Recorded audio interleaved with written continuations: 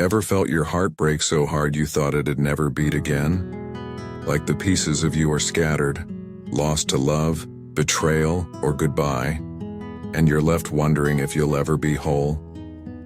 If that's you, this isn't just a video, it's your sanctuary. Heartbreak doesn't define you, it refines you.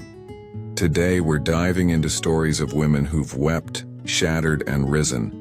Proof that healing isn't a myth, and you are enough, right now, broken edges and all. At Hope4Her, we're here to cradle your hurt and ignite your hope.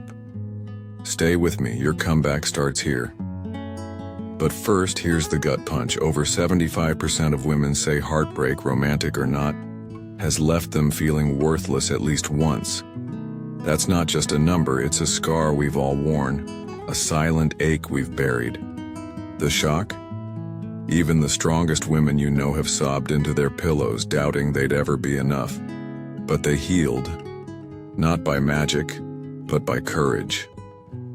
These stories, real, raw, ripped from the headlines, show heartbreak isn't your end, it's your awakening. If they found their way back, so can you. Let's meet them, because their healing is your mirror. Halle heart broke loud enough for the world to hear. Her first marriage to David Justice, a celebrated baseball player, was supposed to be a fairy tale.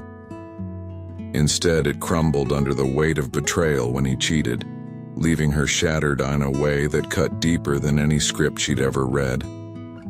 The pain wasn't quiet. It echoed through her soul. She cried until she couldn't, tears staining the pillowcases of a life she thought she'd secured. The Hollywood star, known for her radiant beauty and commanding presence, found herself battling depression, a darkness so thick it threatened to swallow her whole. At her lowest, she even contemplated the end, standing on the edge of a despair she couldn't name. But those tears? They didn't drown her, they drove her.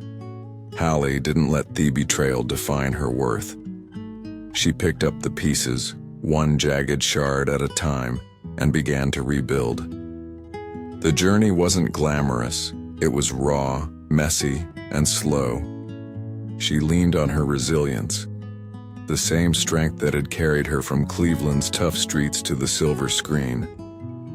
As a single mother to her daughter Nala, she poured her love into something greater than the pain. Step by step, she clawed her way back, channeling her hurt into her craft. In 2002, she made history, winning an Oscar for Monsters Ball, the first Black woman to claim that honor. That golden statue wasn't just a prize, it was proof her value didn't hinge on a man who'd broken her trust. Halle's healing wasn't quick, it was real.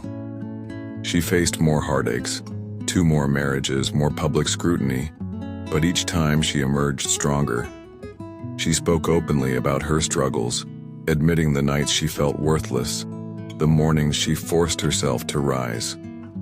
Therapy became her anchor, a space to untangle the knots of self-doubt. She learned to forgive, not just him but herself, for believing love had to hurt. Her story isn't a fairy tale of instant recovery, it's a testament to persistence.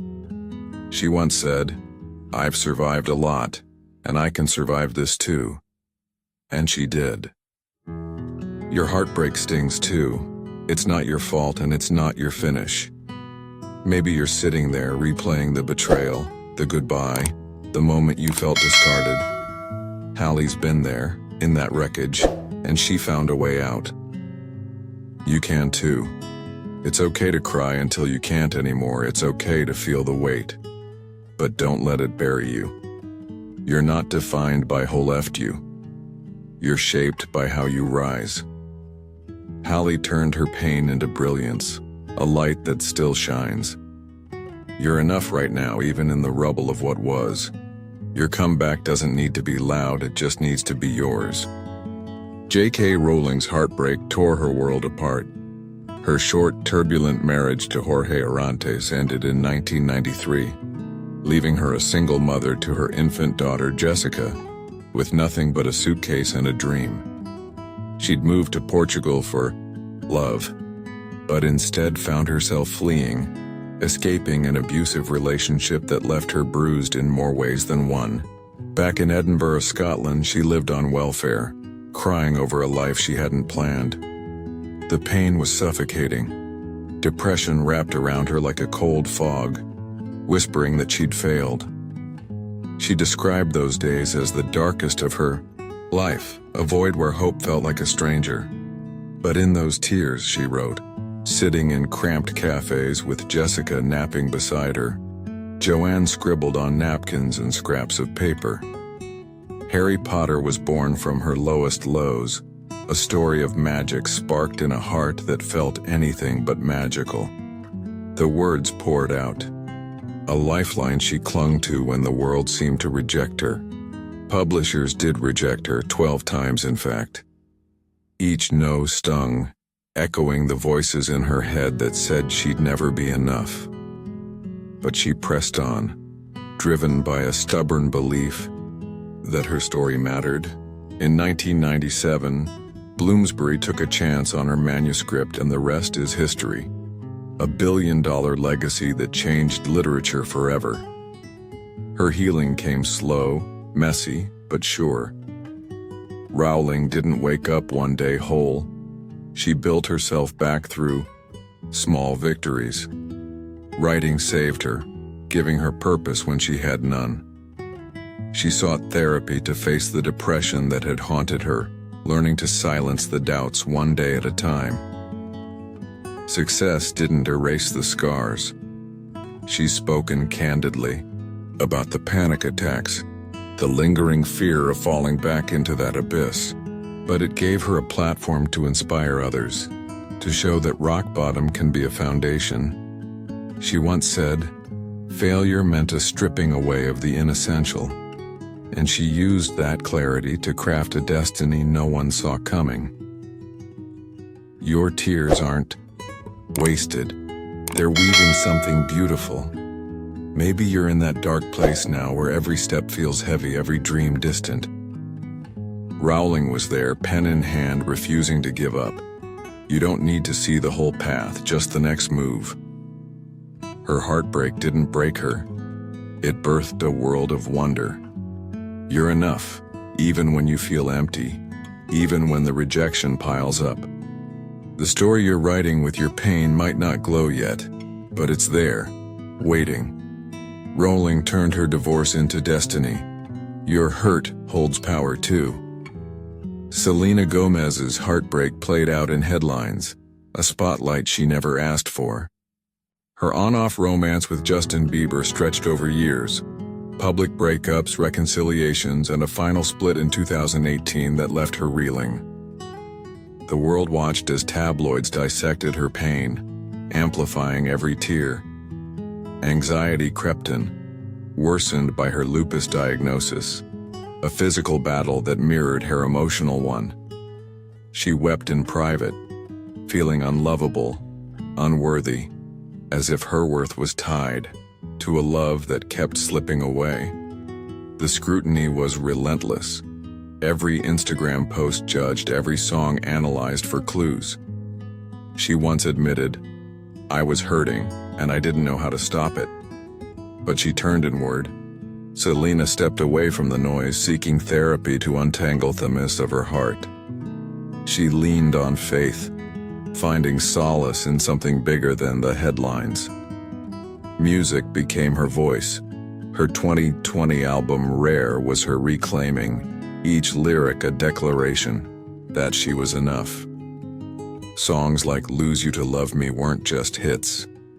They were her shedding the weight of a love that had defined her too long. She sang, I needed to lose you to find me, and she meant it. Day by day, she rebuilt, choosing herself over the chaos.